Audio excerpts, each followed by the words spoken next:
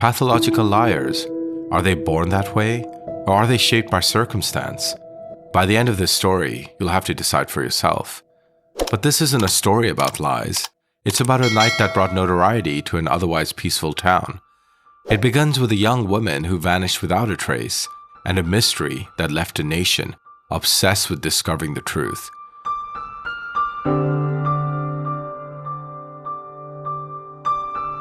This is the case of Tove Tonnies, a 21-year-old medical student, soccer player, and substitute teacher with a bright future. But on October 15, 2022, Tove went for a night out with friends and never came home. Before we dive in, 95% of you watching right now aren't subscribed. Why is that? Hit that like button, subscribe, and ring the notification bell. You won't want to miss any of my weekly episodes. Welcome to Crime's Anatomy. I'm your host Victor. Let's get into it. It's mid-October in Vetlanda, Sweden, a small, tight-knit town of just 14,000 people. The kind of place where nothing much happens. Neighbors know each other by name, and where nights out usually end in a quiet stroll home. But tonight was different. Something would happen. Something that would leave this peaceful community searching for answers. Tove Tonnies was at home with her boyfriend, Albin. The two were relaxing, playing Minecraft, and chatting with friends on Discord. Around midnight, their friend Mohammed suggested going out. After all, it was Oktoberfest, and the town was alive with celebration. Tove decided to join Mohammed and his brother, Amir. So she grabbed her bike and pedaled just 10 minutes to Nuet, a popular local bar and entertainment venue. Albin, however, stayed behind to care for their dog. Tove arrived Nuet around 12:10 a.m. and met up with Mohammed and Amir soon after. Nuet isn't just a bar, it's a restaurant, a bowling alley, and sometimes even a live music venue. As it was closing at 1 a.m., they had under an hour to spend inside, after which they parted ways. At 1:08 a.m., Albin received a text from Tove, but it wasn't the kind of message he expected. It read, "Joanna hit me." Albin immediately called her. Tove assured him she was fine and promised to explain everything when she got home. But here's the thing. Tove and Joanna had history. They'd been friends back in 2020, but their relationship had soured for reasons we'll explore later. At 1:49 a.m., Albin called Tove again as he was heading to bed. He wanted to check in on her one more time. Tove told him she was going to Joanna's apartment to settle their argument. Albin thought this was a bad idea. He could hear Joanna and her friend Maya in the background, but he knew Tove was persistent. He asked her to be careful and to call him if anything went wrong. Early the next morning, Albin woke up and realized Tove still wasn't home. She hadn't called or texted. At 5:46 a.m., he tried calling her phone via Snapchat. No answer. He tried again a minute later. Still nothing. Groggy and surprised, Albin remembered Tove mentioned Joanna's apartment. Despite the early hour, he called Joanna at 5:53 a.m. No answer. But around 6 a.m., Joanna called him back. They spoke for 5 minutes. Joanna claimed that she'd just gotten out of the shower and said that Tove had left her apartment hours earlier, around 3 a.m. With this information, Albin assumed Tove must have gone to her dad's house. He called her father Peter, but there was no answer. Albin reasoned that Tove's phone must have died, and she likely crashed at her dad's place after an after-party. Exhausted, he drifted back to sleep. But when he woke up again a few hours later, Tove still wasn't home. She hadn't returned his calls or made contact. He found out from Peter that Tove had not slept over or contacted him either. Now, Albin was panicking. Together, the two men decided to search for her. At 9:53 a.m., Albin called Joanna once more. They spoke for about 5 minutes, and Joanna repeated her story. Tove had left her apartment hours ago. Meanwhile, Peter found Tove's bike, just 100 to 200 meters from Joanna's apartment. It was unlocked, the basket empty, but Tove was nowhere to be found. By 4:19 p.m., after hours of searching with no signs of Tove, the family filed a missing persons report with the police. The report noted Tove was 160 centimeters tall, normal build, red curly hair, as well as carrying her mobile phone and credit card. Tove was well known at Vetlanda. Some knew she was on a one-year sabbatical, taking time to reassess her life. But others also knew she took antidepressant medication and wondered if she had run away. However, her family and friends insisted she was in good spirits and had no reason to leave. The police launched a larger search effort and began piecing together the clues. They questioned the patrons at Noët, who confirmed that there had been an altercation that night, though the details were murky. Tove's friends reaffirmed she was having a good time prior to the altercation. The last persons who seemed to have contact with Tove were Joanna and Maya. As Tove's bike had been found so close by Joanna's apartment, police focused around that area. When they questioned people in the area, one of Joanna's neighbors claimed to have heard a loud thud that night. It was so loud, in fact, that the father and son went to Joanna's apartment to check up on her.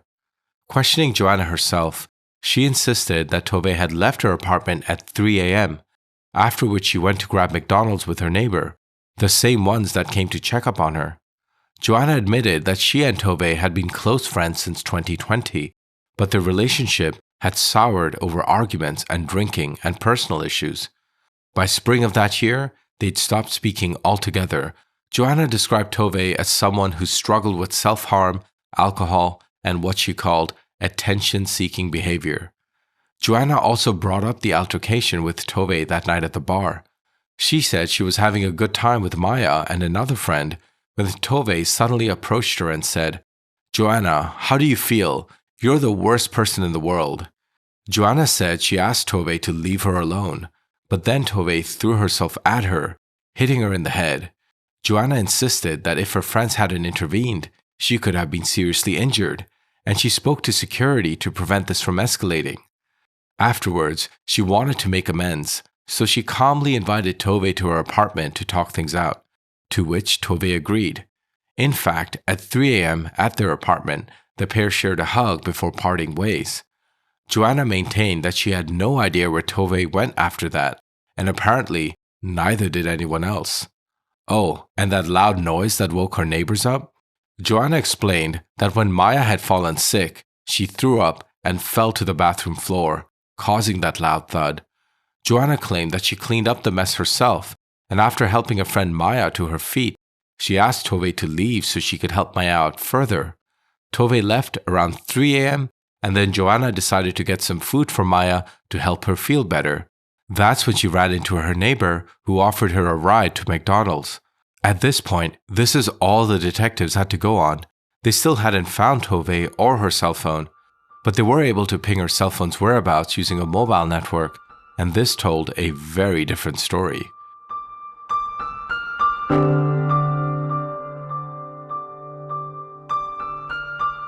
From 2:47 to 3:08, her phone pinged between Joanna's apartment and McDonald's. From 3:08, it returned to Joanna's apartment and stayed there until 3:45. The last ping was at 3:50, located far away. No more activity detected after. If Tove had left Joanna's apartment at 3 a.m., why was her cell phone aligning with Joanna's whereabouts? Another inconsistency in Joanna's story is that she mentioned not seeing Tove's bike upon returning from McDonald's. However, her neighbor who went to McDonald's with her contradicted this by stating the bike was still parked there when they returned. People in town had strong opinions of Joanna and rejected her portrayal of Tove's character. Tove's own twin sister Mai revealed they both had a fallout with Joanna and had stopped speaking to her. One of the reasons were the many false rumors Joanna was spreading, such as Tove cheating on her boyfriend. One of Joanna's ex-boyfriends claimed she had tried to set his apartment on fire, though he never reported it to the police. Also, on January 6th of that year, someone had set Tove and Mai's family's front door on fire. When investigators later reviewed Joanna's phone records, they discovered she had been in the vicinity at the time. Police searched Joanna's apartment. The apartment smelled strongly of cleaning agents, especially in the bathroom. Investigators noted a black garbage bag roll, a wine box, and 2 wine glasses. It seemed odd that someone would clean their apartment so thoroughly, but ignore the wine glasses. Joanna's neighbors, a father and son, didn't just hear 4 loud bangs from the apartment that night, they also heard what sounded like kicking. When they knocked on the door, there was no answer. The father returned, but the son stayed outside. Moments later, Joanna emerged and spoke with the son, who offered her a ride to McDonald's. Speaking to Maya, her account aligned with Joanna's. It seemed something far more sinister had taken place inside the apartment than what was being admitted. Detectives needed more evidence to find Tove, though they feared what they might discover. Volunteers and search parties were looking for Tove. Weeks later, digital forensics returned with Maya and Joanna's phone data, showing peculiar movements. Both phones were silent at 3 a.m., but Joanna's became active again at 4 a.m. Maya's phone didn't come back online until 5:22. Then came a breakthrough. Joanna's phone pinged at a forest east of Vetlanda between 4:25 a.m. and 4:50 a.m. on October 16th. Officers and search dogs went to the forest location, and it didn't take long before noticing a pair of feet lying near the road. Walking closer, it looked like a partially burnt human body lying on its back. The body was later confirmed to be Tove Tonnies. She had finally been discovered on November 2nd, 17 days after she was reported missing. Nearby were bedsheets and torn garbage bags similar to the ones in Joanna's apartment.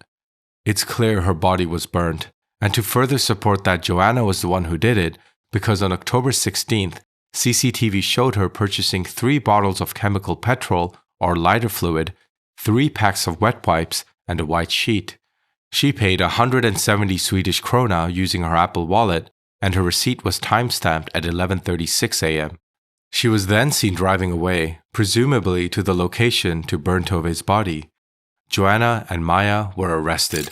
During questioning, Joanna and Maya adamantly denied any role in Tove's death. Even when confronted with overwhelming evidence, photos, phone records, and pine needles from the forest found on Joanna's bed and Maya's jacket, both women refused to budge. But Joanna always had an explanation for the evidence. Now, she claimed that she and Maya visited the forest to eat hash cake or cannabis cake, and that's why she was hesitant to tell the officers about it initially. But when Maya was questioned about this separately, she never mentioned eating hash in the forest. She insisted that this never happened. Joanna even tried to shift suspicion onto her neighbor, the one who had driven her to McDonald's and back. There were many other explanations, but none were convincing. All signs still pointed to Joanna and Maya's movements. More damning evidence emerged. Tove's DNA was found in the back seat of Joanna's car and in the bathroom, confirming that her body had been transported to the forest. After 2.5 months, 20-year-old Joanna finally decided to come clean. Sort of. She offered a confession, but her story was riddled with inconsistencies. According to Joanna, she was showing Tove her renovated bathroom, but Tove rudely brushed this off, leading to a verbal altercation. Joanna claimed that during this, Tove attacked her. In her own words, "Tove kicked me, so I sat on her," she said. "What the hell are you doing?" Then she put her hands around my neck, so I put my hands around her neck and pushed. She jerked and coughed, and then it was silence. That's when my brain shut down. I didn't understand what happened. After a while, it was completely silent. Joanna said she and Maya tried to feel Tove's pulse, but didn't know what they were doing. She claimed that Maya helped her during the fight by holding Tove's arms down, suggesting they had killed her together by accident. But the police weren't convinced. The coroner's report showed steady, prolonged pressure, consistent with intentional strangulation, not an accident. Maya's own statement said she was never involved in the fight. She said she was asleep during the incident and only discovered Tove's lifeless body after she woke up. She admitted to helping Joanna move the body only because she was pressured to and acted out of fear. The trial of Joanna Jansson and Maya Hellman for the murder of Tove Tonnies began on March 27, 2023. The defense made bold claims. They argued that Tove had accidentally choked on her own vomit due to excessive drinking that night. Maya's defense vehemently denied her involvement in holding down Tove's arms. But the coroner's report noted that Tove's arms may have been pressed against a flat surface, such as a floor. While this wasn't definitive, it cast further doubt on the defense's narrative. One of the most bizarre moments in the trial came when Joanna admitted to setting Tove's body on fire. Her explanation? She claimed she did it because she didn't want Tove to feel alone in the forest and believed that Tove would have wanted to be cremated. Joanna's phone search history reveals some shocking queries, such as how to murder someone discreetly and what is prison like. Maya's phone showed similar searches. When questioned about her search history, specifically how to murder someone discreetly, Joanna insisted she was looking for song lyrics to rhyme with the word discreet. Joanna had also written a hate song for Tove and her twin sister Mai, and in the telling note on her iPhone, she had reminded herself to clean her car immediately after the incident. So, what was the motive for this crime? Well, based on research, I believe that the murder of Tove Tonnies appears to have been driven by an escalating pattern of personal animosity, jealousy, and psychological manipulation, which culminated in a violent act. Behavioral and circumstantial evidence points to a deeply personal vendetta rooted in Joanna's hostility towards Tove, which was compounded by Maya's passivity and moral complacency. With respect to Joanna's case, there's ample evidence of escalating hostility. For example, that hate song that she wrote. It likely stems from unresolved envy, resentment, or a desire for dominance. Research on interpersonal aggression highlights that when there's sustained harassment, such as spreading rumors or public humiliation, this often escalates when the perpetrator perceives their target as a threat to their societal status or self-image. It's likely that Joanna felt threatened by Tove, and that's why she was making up all these fake accusations. Joanna wanted to damage Tove's relationship and reputation and isolate her socially. In 2018, the FBI released a study which looked into arson as a precursor for homicide. Cell phone records implicated Joanna as being in the vicinity of Tove's family's apartment when there was an arson. This likely suggested that she was there, and this arson is frequently seen as a symbolic act of destruction in criminology. It represents a perpetrator's urge to erase or dominate their target. The fire's intent might have been to intimidate Tove or destroy her sense of safety. Studies have shown that arsonists who have personal grievances against their target often escalate to more direct violence if left unchecked. I believe this is also an example of intensifying aggression. Joanna also used social isolation tactics. By spreading false rumors about Tove, Joanna was framing her as an untrustworthy individual, aiming to fracture her support network and making her more vulnerable to further attacks. And, as Tove was on a sabbatical that year, one of the many reasons being to focus on her mental health, it could be that these attacks had an influence on her over time.